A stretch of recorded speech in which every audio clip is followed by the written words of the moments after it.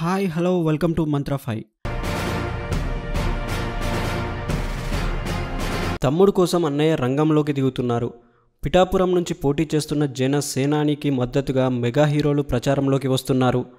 పవన్ కళ్యాణ్ పోటీ చేస్తున్న పిఠాపురంలో చిరంజీవి ప్రచారం చేస్తారని కొద్ది రోజులుగా చర్చ సాగుతుంది.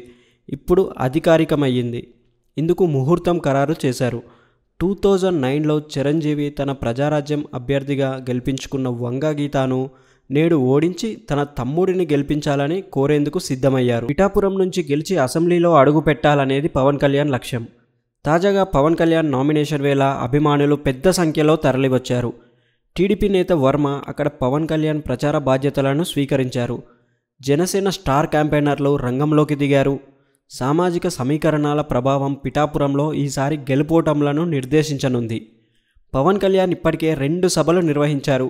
పిఠాపురం పైన తన విజన్ ఏంటో వెల్లడించారు. ఇక పవన్ పార్టీకి కొద్ది రోజుల క్రితం చిరంజీవి 5 కోట్ల విరాళం ఇచ్చారు.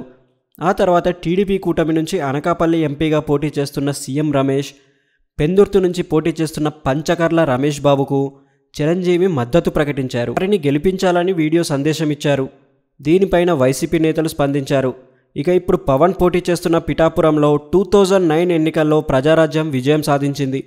నాడు ప్రజారాజ్యం అభ్యర్థిగా వంగ గీత కోసం చిరంజీవి ప్రచారం చేశారు. కానీ ఇప్పుడు వంగ గీత వైసీపీ అభ్యర్థిగా పవన్ పైన పోటీ చేస్తున్నారు. అదే పిఠాపురంలో ఇప్పుడు చిరంజీవి జనసేనాని కోసం ప్రచారానికి వస్తున్నారు. ఇందుకు మే 5వ తేదీన ముహూర్తం కూడా నిర్ణయించారు. చిరంజీవితో పాటు మెగా హీరో రామ్ చరణ్ వస్తున్నట్లు సమాచారం. తన బాబాయ్ కోసం తన తండ్రితో పాటు రామ్ చరణ్ పిఠాపురం వస్తున్నట్లు సమాచారం.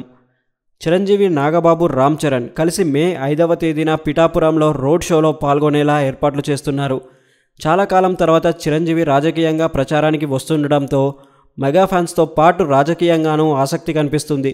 చిరంజీవి తన ప్రచారంలో జగన్ను టార్గెట్ చేస్తారా, లేక కేవలం పవన్ను గెలిపించమని కోరటం వరకే పరిమితం అవుతారా అనేది రాజకీయంగా ఉత్కంఠను పెంచుతుంది.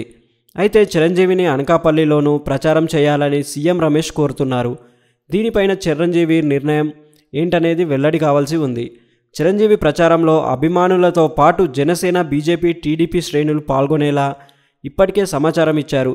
దీంతో దాదాపు 10 ఏళ్ల తర్వాత చిరంజీవి రాజకీయ పాత్రపైన ఆసక్తి కొనసాగుతుంది. మరిన్ని ఇంట్రెస్టింగ్ అప్డేట్స్ కోసం మా ఛానల్ని లైక్ చేయండి, షేర్ చేయండి మరియు సబ్స్క్రైబ్ చేయండి. Thanks for watching.